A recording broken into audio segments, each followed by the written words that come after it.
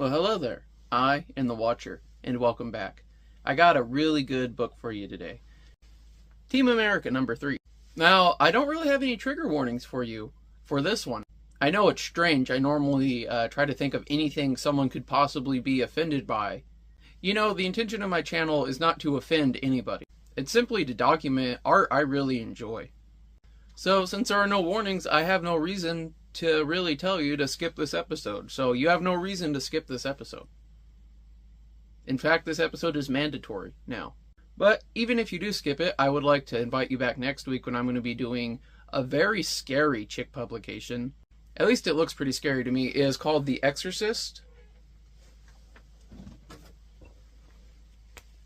Now, I mean, just look at it. I can't tell if it's old-timey or not. I assume because the lamp, the genie's lamp, but yeah, I mean, you have this old-timey picture of Penn Jillette here, and I don't know. See, it's chick publication, so this looks like it's going to be a pretty cool ghost story.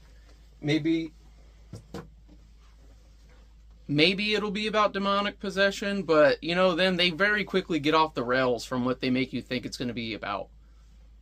Again, I'm reminded of Prehistoric Man, you know, you see this cool caveman and mammoth on the cover? This huge, like, monster, and he's just, like, trying to defend himself. And then the whole book is this guy dressed like Dr. Thaddeus Fincher being taught the merits of evolution versus Christianity, which, it's not even a fight. Come on, people. That's the whole thing for me, is if you truly have faith, like, if you truly believe what you say you believe, it shouldn't matter what anyone else says. It shouldn't matter what science says. You shouldn't get mad when something comes out that you think might contradict whatever interpretation of whatever version of whatever book you're drawing your theology from. It should be completely separate to you. It's like Star Wars. You think people who only like the classic Star Wars episodes like keep just getting pissed off every time Disney makes a new movie? No, it's the new people that are mad at that. All those people, they stopped paying attention long ago. They're at home right now watching New Hope, being like, man, George Lucas is an asshole for not releasing the unedited original version. Personally, I think the edited version, like, especially the first 20 minutes, it's almost unwatchable. They got so much going on, all the zips and zooms. This shit coming up, looking at the screen, it breaks up the story and the pacing, and it did not add to it at all. But I'm not saying anything new here. But that's also what I'm not here to talk about today. Today, we're going to talk about Team America. So, without any further ado, let's get to the meaty bits of it. Well, welcome to the main segment. So, I'd like to start off by just talking about the cover art on this one. I really love this cover. So, the bike, first, I think the bike looks kind of nice, even though you have the second tailpipe coming out of nowhere. But the bikes are really detailed in here, especially for the time this came out. I think out of all the bikes in here, Marauders is my favorite.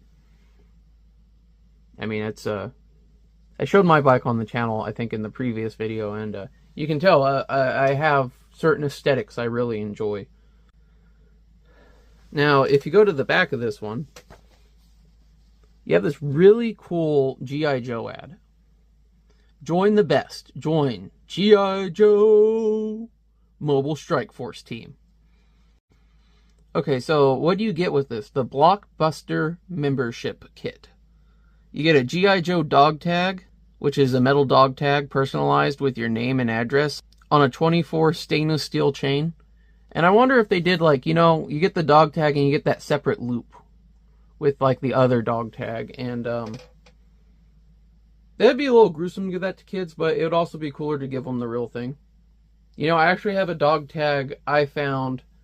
I was digging around this lake they had cleared out, and I've been trying to find the person on it for years, but I never had any luck with that.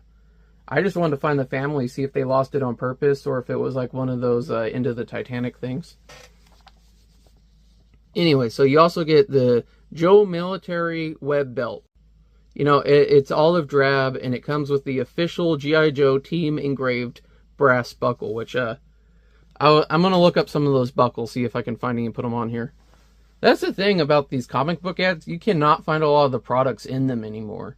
Like, at all. They did not survive. I figured there'd be, like, a few left from big warehouses of them unsold, but You know, you sell garbage to kids, it gets destroyed. Yeah, plastic G.I. Joe membership card. A wall poster of 17 by 22, full color, of the G.I. Joe Mobile Strike Force team. Oh, cool. You get an iron-on emblem for a t-shirt, sweatshirt, and or jacket. Introductory newsletter. And an annual G.I. Joe membership Strike Force newsletter with news about G.I. Joe team and special offers. Only once a year. And that was offered in, 1982. Oh, that puts a nice solid date on this, doesn't it? That's actually a little surprising. I thought these came out in the late 70s. And I want to point out this bike. It has like that minigun on it, which all the barrels are firing at once. I don't know. It's like mechanically, it's silly, but at the same time, it's just so badass and cool. And again, the colors. Like, I really want to get into the Joe comics. And of course, whoever did this did not cut this out. If I ever find one that's cut out, the comics probably... That's probably why I'm reading the comic on this channel, you know, I save the better ones and I don't touch them. And it's like the shittier ones I read through. And then when I want to read them again, I actually go back and rewatch my videos. Another reason I'm making this, so I don't damage my comics reading them. I actually have this really big box of my grandma's old comics that she's about to give me. And it has like a Little Red Hot and Casper and a lot of really old comics in there. And some of them are just like 2 or 3 pages or like scraps held together. So, probably when I do get around to reviewing those, I'm going to just bring out the box, take something out of the box and review whatever comes out, place it in cellophane, and then just put it in storage so it doesn't degrade. Okay, so let's get to the beautiful Team America. Look, you can see a little fading on this one, and I have a feeling this is from sun damage. That this is probably like the worst quality comic I've read on the channel. You actually see this crease here. It's just, 1982. It's been through some stuff. This one's definitely been read. And you can open it up and you immediately see, like, the print, it's a little muddier. It's a little harder to see than the other Team Americas, which they were also hard to see. You'll get a lot of these dark spots, like here, where it looks dirty. And I'll talk about these in a minute, because I think I finally figured that out. First, I want to talk about the Cracker Jack ad. It's not as funny as our last Cracker Jack ad. And it's not as well set up as the last Cracker Jack ad right after the Lai Wan video, which is looking like my best performing video at the moment. But, you know, you get this cool poncho. You eat some Cracker Jacks. You have to either eat 15 boxes of Cracker Jacks plus 50 cents postage, or you eat 2 boxes of Cracker Jacks and send in, it's like $2.50, and they'll send you this poncho with any baseball team's emblem you want on it. Except the New York Yankees for some reason, which, you think the most popular teams would probably be like the Yankees, the Red Sox, and then the Dodgers, but for whatever reason, the Yankees did not want to give their logo to this. Another Mark 1982. I'm going to start looking for those more. I really like the little window. Again, I could go online and just look up so much facts about these books, but I want to derive facts from what's in them. I mean, like, look, some of this stuff, it's really hard for me to read. It's so muddy. So you start off with all these goofballs here. And it's like, Mr. Magic is here, Mr. Mayhem. Mr. Muscle is too. Mr. Mind has come in response to your summoning, sir. And then this guy, who, I'm going to call him Captain Clash. As the Mayhem organization knew you would, to receive your first assignment. Capture or kill Marauder. That doesn't seem very fun. Capture or kill. Just, not a very good plan. Not a very good plan starting out. I just want to point out again. This issue, the mysterious Marauder battles alone. That is true, but it starts out with a lot of not Marauder in it. But it's got to establish why he's alone. So here they are. They're just talking about Team America and how they want to get him. They don't really say why they want to get him. And this guy, I thought his eye popped out the first time I read it, but I realized after a while it's like a bell. He's like a jester, I guess. I don't know, it looks like he just had a bunch of leftover scraps and was like, I'm making a costume, and I'm gonna go fuck these guys up. Why? I have my reasons. But, you know, it's a kid's entertainment from a long time ago. The bad guys, they didn't always have motives. So you have Team America, and they're just tooling around, you know, they're just tearing up some dirt, having some fun. And, you know, I'm gonna say right now, El Lobo, the wolf, he's kind of well behaved in this one, but, you know, they don't get to do much. So, you know, Reedy, he kind of jumps the fence there. Actually, I think that's Reedy. Oh, no, that's Lobo. Lobo jumps the fence, and then he jumps the puddle. And then this one's Text, and that one's Reedy. And this is one of the problems, and I'll talk about this a bit more in a second, is they're really hard to tell apart after a while. You know, y'all got 3 colors in the same outfits. And you get to this Bubble Yum ad, which we've examined quite a few times. I don't remember this prize for an Atari. Oh, look, it's got the old Pong pucks. Like, yeah, okay, a lot of you probably don't realize this. You think the old video game is the button and the stick, which you see there. But that one, it was literally just a dial. So you just... And it would make the little paddle go left and right. I'm sure for some of you, me explaining this is ridiculous. And for others, they're like, that's stupid. Why wasn't it touchscreen? You have this, I mean, we've seen this ad before, but now they're trying to get you to get these cool bikes. Which, these are set up for BMX. And I guess this is what BMX bikes used to look like. It's kind of just what standard bikes looked like at Walmart when I was a kid, but... I mean, they're sweet. It's a sweet ad.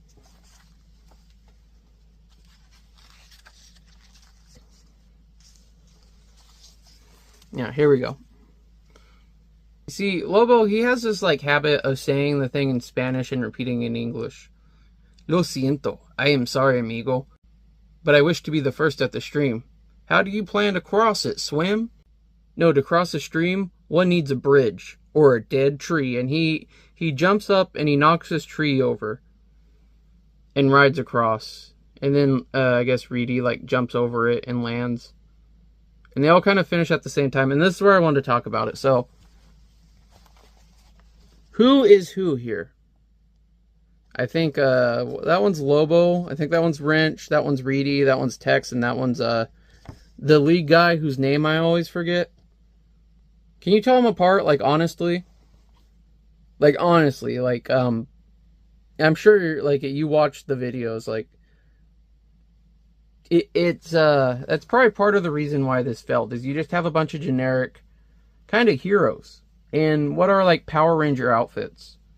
But the thing is, like, the Power Rangers, they at least had very distinct color patterns. You know, you had the red, the blue, the pink, the yellow. This, they all have the same 3 colors, America colors. And I mean, sometimes the stuff is also colored wrong. Like, I'm pretty sure Wolf's Star isn't blue in the other panels. Yeah, see, it's white. So it's a little hard to be consistent. So these guys, they just finished a race, and you have the goofball squad here. The Mayhem crew, whatever they're calling their little insane clown posse. And they got this ray here. They call it an urge cannon to convert Team America into energy waves. And once they do, they get stuck in this energy stuff. It's like, boo-loo-loo-loo. And they trap them in this Ferris wheel looking thing. And stuff them in the back of this really cool van. It's like those modern Mercedes camper vans before they existed. I really want one of those. You know, like, you'll know this channel does good because I'm going to start doing camping videos out of one of those Mercedes campers. Oh, here we go. So, I'm going to skip forward a bit. So, you really see the dirtiness here. And I learned, like, look at that. You see what I see? It is an imprint. These are imprints. Even there, you can kind of see the shape of the truck from the other pages. And I'm wondering what causes that. I know, like, these older ones are newsprint. There was a short time when I was a teenager, about, I think 15 to 16 where I delivered papers. And your hands, they get black from reading it. So I wonder if that's normal smudging, if it has something to do with exposure to moisture, making it tarnish more. But it really makes the images kind of muddy and dirty. But I just thought it was cool to actually find kind of an explanation for what this is that I keep seeing in these books. Because this isn't the first one I've seen, and especially with the older books I like to read, we're going to see that a lot. And I'm curious, is it not in the newer books because they changed the printing, or they just haven't had time to bleed as much? Alright, they're talking about how they're going to take it to Mayhem Central. And Marauder, of course, he's just looking over them.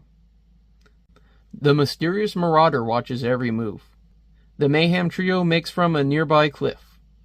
Shouldn't that be 4? I think I just found a spelling error. Well, that makes me feel better about my own stuff. So he's pretty much following them. I guess there's like these double cliff roadways. It's very convenient for him.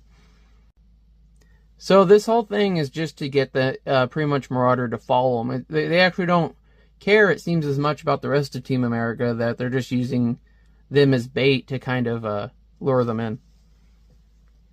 Mr. Mayhem is right. Marauder will try to free Team America. Unless in some unfathomable way he is Team America. What does that even mean, Mr. Mind? A little brain teaser for us? Like, shut up. You got Mr. Muscle. He's kind of my favorite, but you're going to see he fucks some shit up later. Like, he purposely fucks some shit up. Because he's stupid. He's like, I got a hunch he ain't, Mr. Mind. And then he's coming up behind him. He's like, unless rear view mirrors lie. Vroom. I mean, it looks so cool, even though he's barefoot in this panel. I think that's supposed to be like the reflection off the landscape or something. I don't know, maybe it's just a miscolor, but it's kind of funny, he's barefoot. And they're like, Marauder, he's gaining on us, traveling at incredible speed. You know, I wonder if that miscoloring is in all the issues or if it's specific to mine. Like, there's this one time I was a kid at a book fair. You know those book fairs, the scholastic ones that used to come to your school, and I bought this really horrible book about Boba Fett. And one of the pages, like, it was just completely inked, like, ink dropped on the stage. And I got there and I went to see if I could exchange it. And like, oh yeah, and I went and I looked in the other books, they all had that splotch, like whatever they're printing from, the splotch was on or something, or it just got several of them in a row. I actually still have the book. So, I'm going to talk about that for a second. So, it has Boba Fett on the cover. You think it's going to be a cool, action-packed story about a bounty hunter. And no, it's about the second movie from his perspective. It's just that kid being like, oh, I'm so lame and alone, and my only friend is a droid librarian, and I have to let my eel go. And it's stupid. Like, it makes you just hate the character so much, because his life is so lame, and it just takes all the fun and mystery and romance out of it, and it's just like, okay, it's like if you want to make a movie about Han Solo, but the whole movie is just about, like, him being 10 years old and not liking where he lives, and he wants to grow up and do something else. And then you kind of mention, like, some action scenes from the movie that you already seen in the movie, and call that a book and charge a kid $12 for it. Anyway, so Mr. Miney's like, we cannot hope to outdistance him, but we can lead him into a perilous planned trap at Mayhem Central. And then this thing opens up, this door, and they just drop in. Like, it's not even gradual. They don't even, like, drive in, so they just, like, thump. Then Marauder, he skids in there, because I guess it's closing. I like how it can just thump in a whole van, but he has to, like, Ree! Oh, look, they drew his tailpipes on the wrong side in this one. That's funny. And then it's pretty much just fluffing up Marauder. It's like, oh, is he going to do it? Indeed, he almost seems to be in his element, just being a badass. I love how he does these secret missions literally on a motorcycle. Like, other people, they walk through the base. They fly, like, a floating tank in and blow a door open and storm in there or something. He literally rides a motorcycle through people's secret bases. And people keep designing their secret bases in a way that you can ride a motorcycle through it, which is, that's something.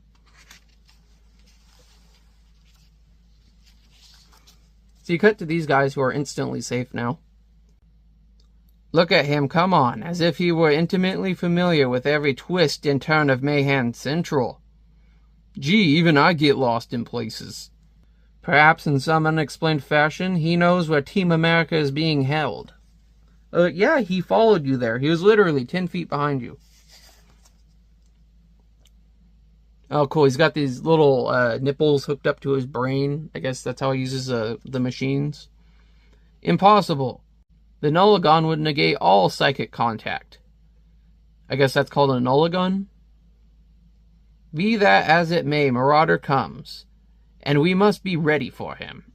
And, I hope I'm saying that right, and this isn't like when I mispronounce goalie as golai. And it's like, we know what to do, Mr. Mind. Yeah! Sheesh, I wish he wouldn't up and vanish like that. So I guess that guy's disappearing. That's what's happening there. He was like, zoomed out of there. How would you like him to vanish, Mr. Muscle? I don't know. In some way so I could see him, I guess. Do your job, Mr. Muscle, and let Mr. Magic do his. Okay, so it says their defenses are activated, and you have this, like, glowy sunflower thing. Not really sure what it's supposed to do, but Marauder literally just, like, drives up it, and it closes, so, super weapon here. Then you have this part, this is pretty cool. Other defenses rise out of the crepuscular shadows to assault the black-garbed cyclist. Which, I think crepuscular is like cats. Like, cats are crepuscular, which means they like to be out at dawn and sunset. I'm not sure how that, works here. I'm going to look it up and kind of put the definition on the screen. Anytime I'm not sure about words usage, I got to educate myself. I figure I could use it to help everyone. So this cool guy comes out. You are not welcome here. He's like, pew! And he's like, cyborg. And, I'm just going to assume they're misusing the term cyborg, because as you know, like a cyborg implies that it's an organic being with mechanical parts. But it does kind of look like Hank Pym's Ant-Man. Like, very vaguely looks like Hank Pym's Ant-Man. Especially when he's Giant Man. Well, I don't know, it's like, so did you rip apart Hank Pym to make a cyborg? But you look at his hands, he only has 4 fingers. I think it's just a big robot of some kind. It also reminded me of, Dragon Ball when they go to Arlia. And then Nappa's like, can we keep him, Vegeta? But Marauder, he pretty much rides his motorcycle into its crotch and knocks it over. I guess he hit it in the old nuts and bolts. And then there's fire, and he somehow drives on the wall. And then there's these robots that look like they're from those stupid robot fighting leagues, which is pretty much just like a Broomba with a hammer on it and a blade attached. I mean, it doesn't even look that menacing because they're just swirling, and then it explodes because he power slides and it blows them up. I remember when I was a kid and I saw those robot battles for the first time. Like, I was reading the TV guide and it's just like, extreme robot action. And I thought, I'm going to see robots fight. I was thinking, like, humanoid robots. And then I turned it on and I'm like, what the hell? That's just an RC car.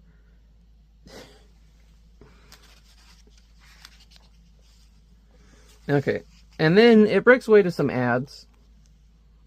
And you have this cool lifesaver ad here. Now, I tried figuring out for a long time if they printed like this or if they drew it. Because there's some parts where it looks like it kind of bled like it was printed. And if you go to the other side, you can kind of see the lines, but there's not indents. If you drew on paper like this, there would be creases in the paper. Especially if they drew that thick. And, I would really like to see another copy of this to see if it really is like that or not, or if my version is circled. Now, I will hold this up for a minute so you can look at it. This is actually kind of one of the more infuriating ones I've done, just because it's like, you can make the letters go together a whole bunch of ways, but I'm just going to leave it up for a second, and then I will post the answers.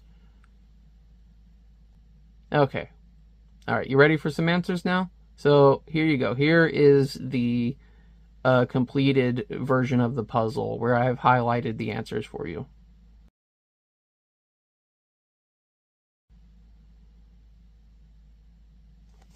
That was pretty fun, wasn't it? You know, I really like that kind of interactive stuff.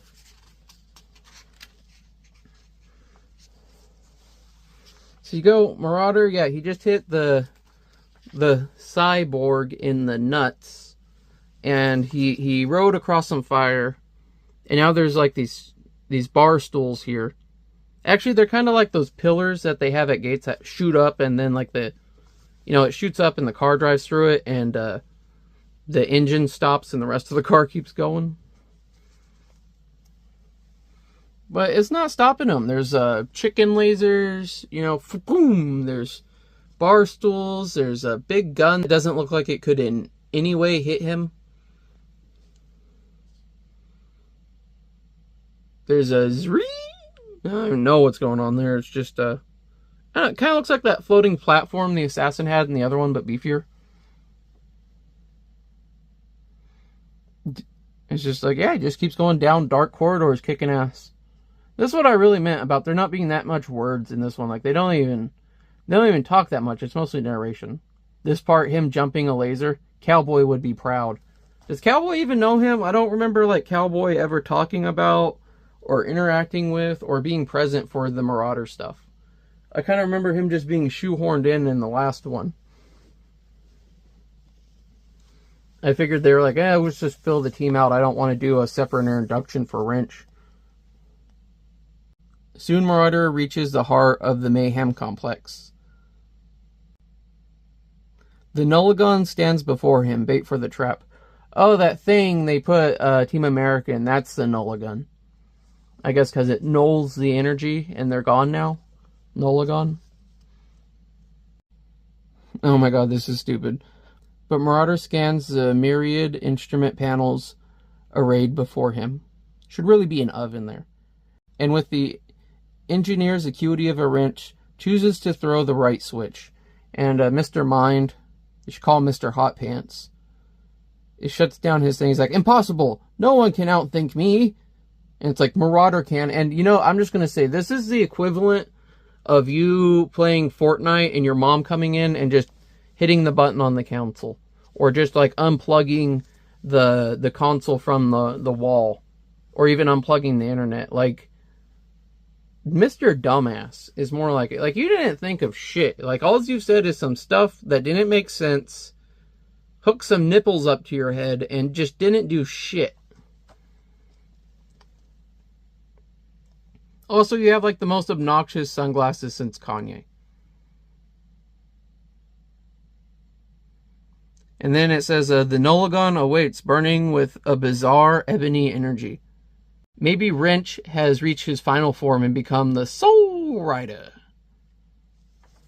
No? We can't make Soul Rider? I think that'd be cool. Now, anyway, so Marauder revs his stunt cycle and leaps forward.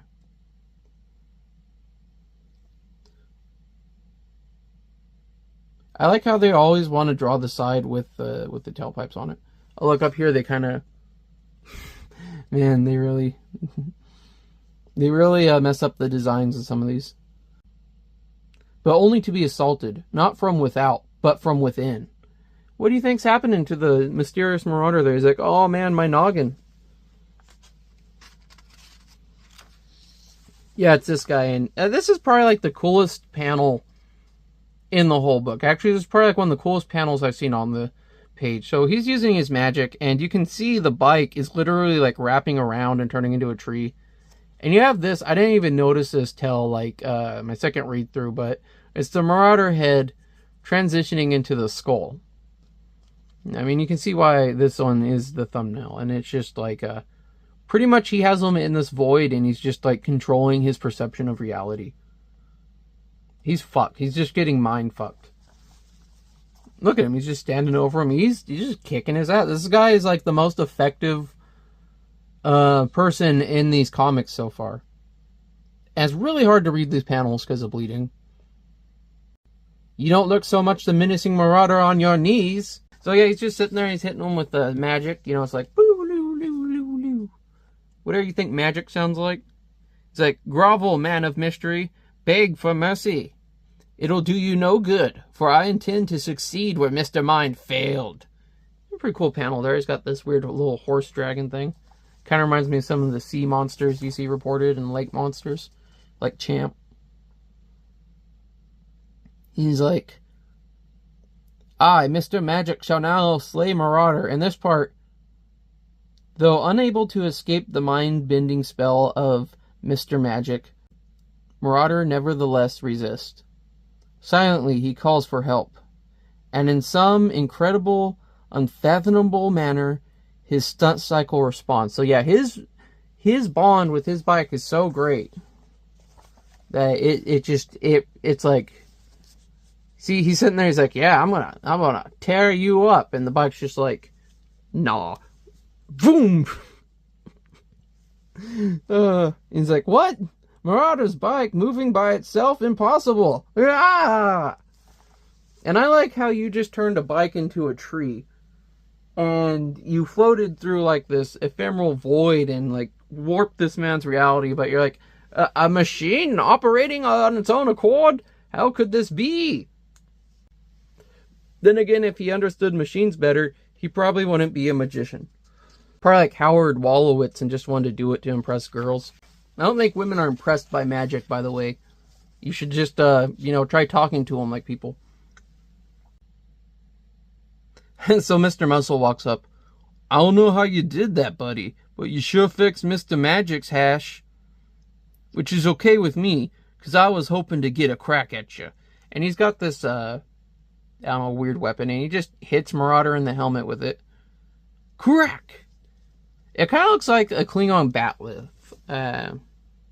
No, it doesn't even look like that. You know what it looks like? The episode of Dexter's Lab, where they were referencing Star Trek and they tried making their own bat'leths.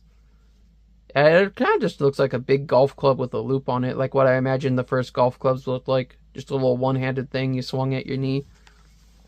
Or a club. If you've ever gone rabbit hunting, it looks like you're like a finishing club.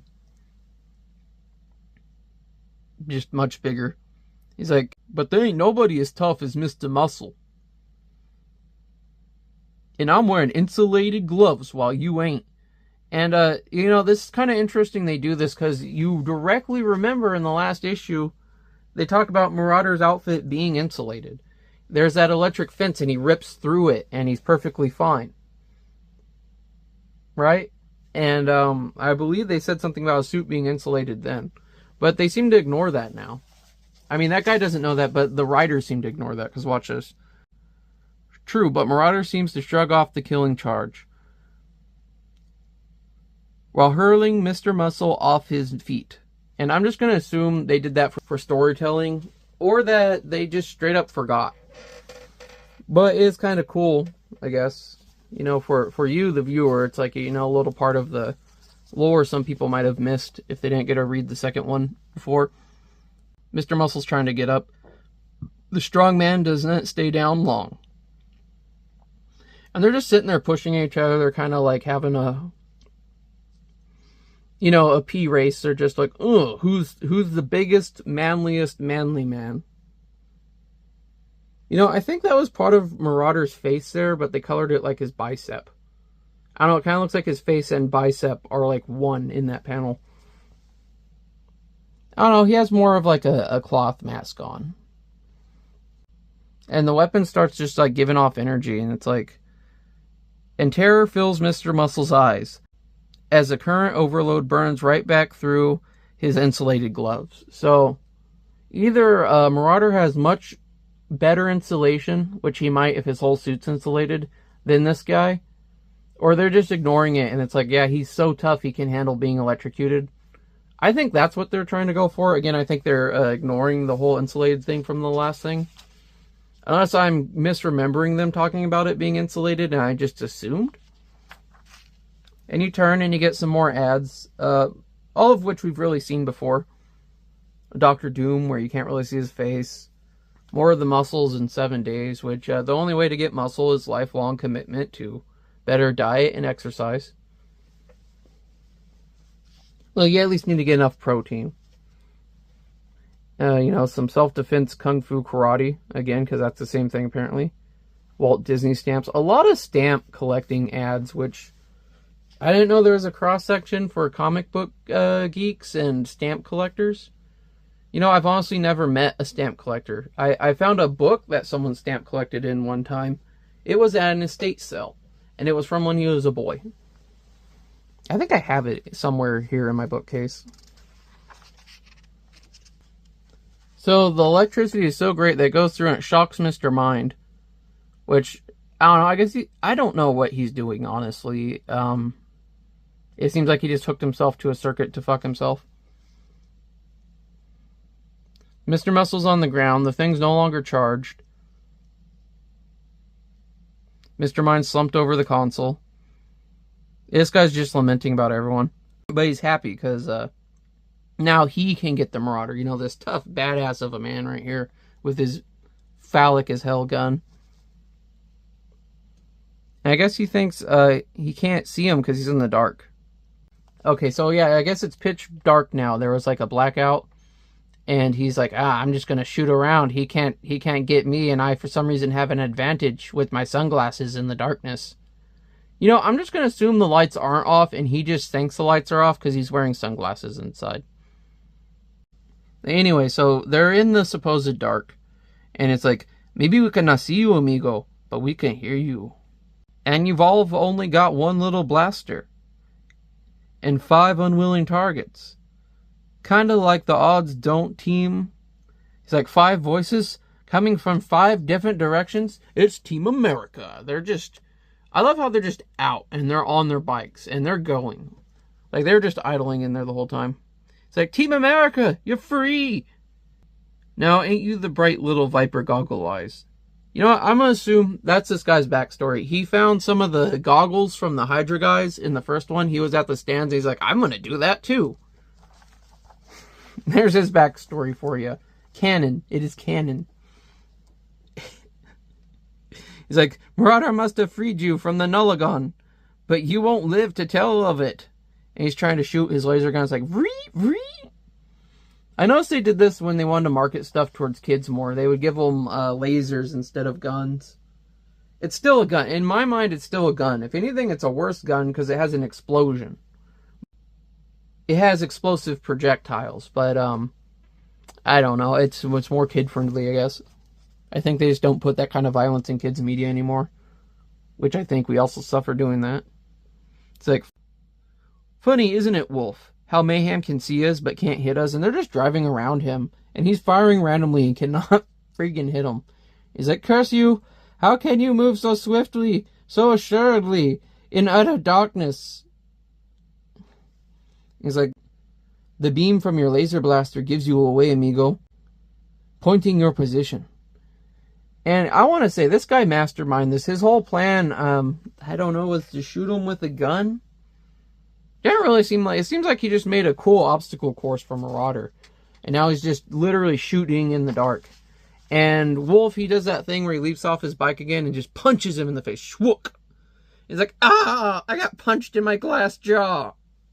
And then everything goes black, and they're like, wrench, fix the lights. And he's like, oh yes, these 2 random wires I picked up should turn the lights on. Oh, there's his glasses. So he does wear his glasses in this one. It's just hard to tell. So, you know, they're just doing their little, like, oh, that was a crazy adventure. And apparently when they were in the Nullagon, it was just like nothing. They weren't conscious of anything. It was just like nothing and then something. And they're all just fine with it. And it's like, this is the last panel right here. I just find this funny. You know, like if I woke up in something like this, I would look around a bit. I would try to learn something. But no, here they're just like, knowing they will find no answers in the ruins of the Mayhem complex, Team America rides off into the night. The wind seems to whisper reassurance that somewhere a guardian angel is looking after them. Kind of makes them seem like a bunch of boobs. And where's Wrench's wife? Like, she just seen him get lasered at the meet. I don't know. But yeah, that is the story for this one. And then you get these cool ads, which Ghost Rider. You know, I really want to get Ghost Rider. I especially want to get, I believe it's called Cosmic Ghost Rider, where the Punisher becomes Ghost Rider. I was playing that little Marvel Strike Force game on the phone, and I saw him, and I looked into the character. I'm like, oh my god, it's like two of my favorite characters combined into something else I love. And it's just like, yeah, I gotta get that. Cool looking G.I. Joe. This Spider-Man where he's getting leg hugged by William Dafoe there. Actually, that might not be Green Goblin. Oh, when a Cobra comes a calling. So I guess that guy's the Cobra. And he leg hugs you. And then you have these cool little panels. It kind of implies these are posters. And I wonder if anyone actually cut these out and pinned them up on their walls. I mean, it kind of makes sense. Like, they didn't print it. They printed it where it wouldn't take away from the comic, you know? And this makes me worried, because if there's stuff like this in the other ones and someone cut it out, I'm going to go nuts trying to find one that has it. Just to see that panel, you know? And these introductions is really what it says about him in the first one. You know, he's a former gang leader. He's my favorite character, honestly. Reddy, it's like, yeah, he's the rich daddy's boy. Pretty much the ones they really want you to like. I mean, I feel like they've been pushing Lobo a lot. They're trying to give him, like, that Logan attitude, and, you know, just Reedy's showing off. He's jumping over this car, and they're shooting at him. Which, just look at this guy's hand right here. You know why bad guys suck at shooting? And, you know, you think that, you know, people say all the time, like, in Star Wars, oh, the clone troopers suck so much at shooting, these conscripts who don't even want to fight. You know, trained soldiers fire overhead, like in their first engagement, the majority of the time. Subconsciously. Those are trained soldiers. And then, you know, they say that with bad guys. Like, well, why didn't the bad guy just shoot them? Have you seen what people are doing on the streets? Have you seen how they hold guns? Have you seen what they idolize, what they think is cool, and what they think is tough? I mean, there's so many people that they don't fire their gun until they're in the situation where they need to. They never practiced. And then you see some stupid shit. Like a few years ago, there was this show on, I believe it was a History Channel. It's called Gangland or something. And they went and they interviewed some ex-gang members and talked to them. And there's this little freaking cholo guy. And he's really proud of himself saying this. And he's like, I got to where I could shoot a tree at 20 feet. I practiced. And he gets like the biggest shit-eating grin. And it's like, dude, you should be able to hit a tree at 20 feet. You should be able to hit a tree at 100 feet. You shouldn't have a gun. Like, plain and simple. Like, you shouldn't have a gun, dude. If you can't hit something that's literally right in front of you. That's like being in your living room and not being able to shoot something on the other side. Like, dude, most people don't even have to aim. Like, most people who actually practice with their firearm can literally line up their firearm and bang something that close without really having to put their eyes down the sights. Or it's just a natural reflex. And you get some bullpen bulletins.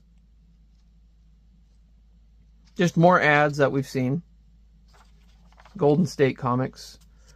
Oh, here we go. This is interesting. So, Team Talk.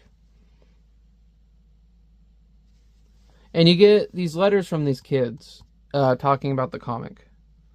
This kid here, Greg, he calls himself Hawkeye. Greg Hawkeye Fur. So I guess he's a Hawkeye fan. Pretty lame, Greg. I know his Hawkeye wasn't Jeremy Renner, but I imagine Jeremy Renner. He's like, I like Team America. With issue 1, you've got me curious. You've hooked me. I want to keep reading just to find out who the Marauder is. Mike Volsberg's art was the best. And, yeah, that's what I was reading this one for. This kid's complimenting the art, and the art, to me in this one, it seems quite, it doesn't quite look the same, you know, and, I know I complimented the cover of this one, but I have a feeling the art's going to continue kind of that downward trend as we go on. They have their little responses here, like, all we can say, Greg, is you better not miss a single issue of Team America. We're sure you're going to like what is in store.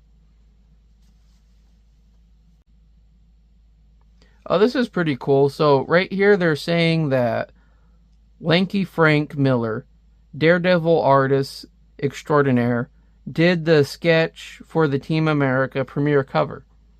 I don't think that means that he did like the full cover himself, that he did like the pencil sketching. So that's pretty cool that that first issue that we covered on the channel was done by the Daredevil artist. You know, I want to get some more Daredevil. I think they talk about Daredevil in that one too. That would explain why. I mean, this guy had a lot to say. I ain't reading all that.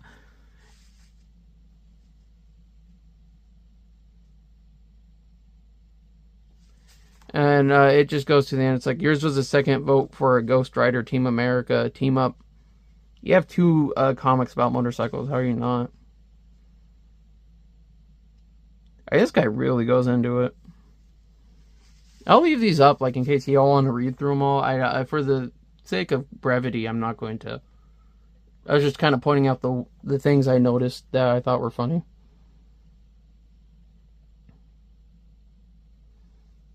Now, this one's funny. At the end, they say, "So do we, Chris."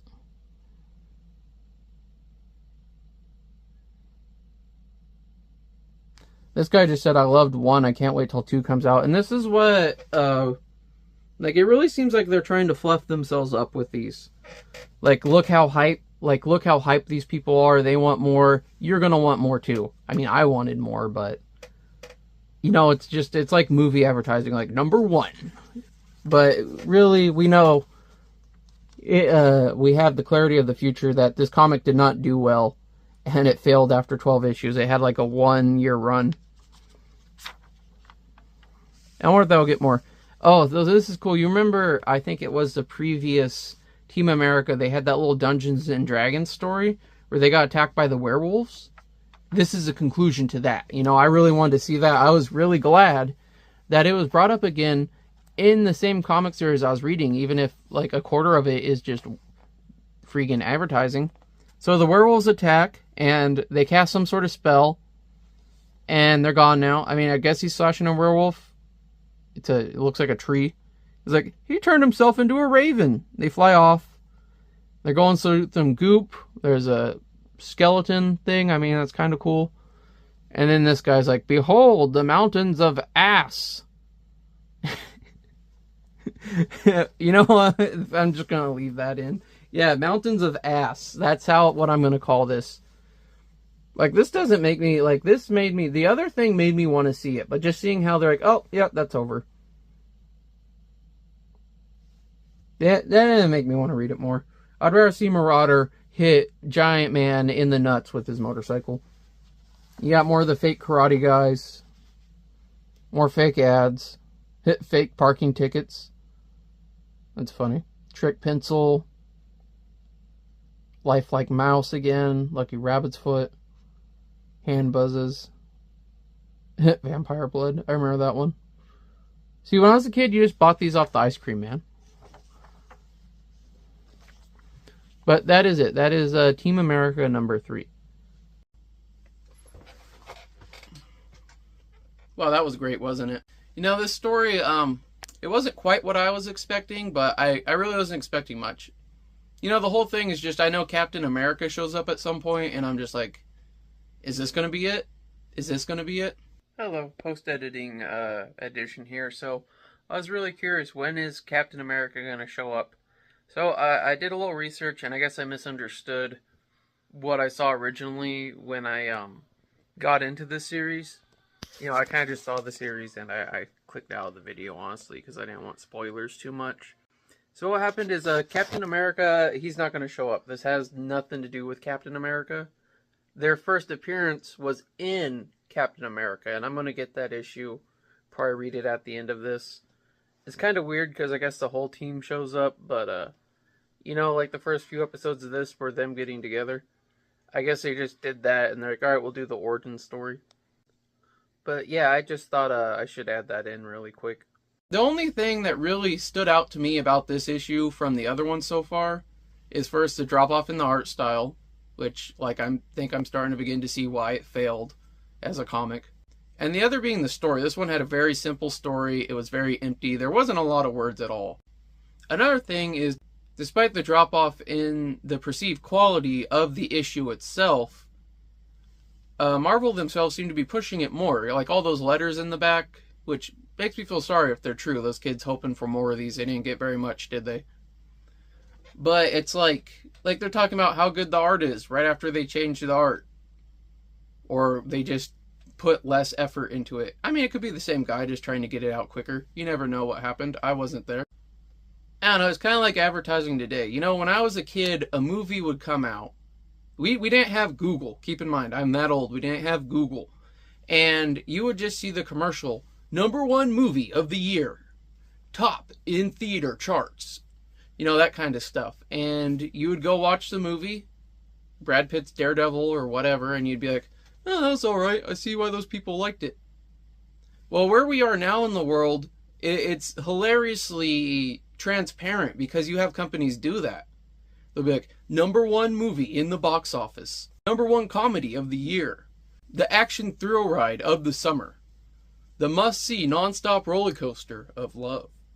And then them just constantly saying, oh, Rolling Stone says this. All these critics are raving about it. And then you go online and, like, if you hear about it, people are making fun of it on Twitter. And if you don't hear about it, it's because literally no one cares about it because no one's watching it. But the advertising would have you believe otherwise. But when you listen to actual people, they're like, dude, fuck this shit. That's a little bit what I feel like they're trying to pull in here. One thing I really love with that is it'll literally be January or February. It's usually like towards the end of January, and they're like, the #1 movie of the year. And it'll literally be the first movie to come out. They do this every year. I can't be the only one that notices this, right? Well, a little too tangential there. Let's get back to the story. So, you know, this one, again, it didn't really add very much to the story. This was actually kind of like what I call Saturday morning cartoony. It has just a little self-contained story. Doesn't really take the characters anywhere. Doesn't really add anything to it. It's just kind of like a little glory piece. I also want to point out some of the villains in here where I'm not aware if they're in other comics, like, or if they were created for this, but they're kind of like, it's funny because they're going for like this big like machismo Americana like image. I mean, they even made Wrench like hella buff and less nerdy looking. I don't even remember him having his glasses in this one, or his wife. What happened to his wife and his Winnebago? But anyways, they're doing that. But then the villains are the villains look like rejects for Cirque du Soleil or something, you know? They're just a couple of like goofy dudes. It looks like a costume store went out of business. It looks like your uncle tried to hire entertainment for your 5th birthday party, and they're like, yes, let's kidnap Team America and get that Marauder. I don't even remember it giving like a reason why. Like, why did they want to, other than they're bad guys and they're good guys? I don't know. But, you know, I really enjoyed this comic, despite some of its flaws. And, you know, I'm interested to see more of the Team Americas. Like, is it going to continue this trend of kind of downhill? You know, what's going to happen with it? I hope that's something that you as a viewer are also excited to see, and that you will come back for that. I'll probably be doing another one of those in about a month. I really got my video schedule laid out now. I'm pretty solid. And if I get too far behind, then I'm going to start doing those chick tracks that I've been saving. I know I've been saying a lot that I want to do them. Now, for the power scaling, these guys definitely could not defeat Captain Planet. If anything, after reading this issue, they are less capable of defeating Captain Planet than I previously thought they were. That's really all there is to say about that. Well, that's all I have for you today. So until next time, stay safe, and God bless America.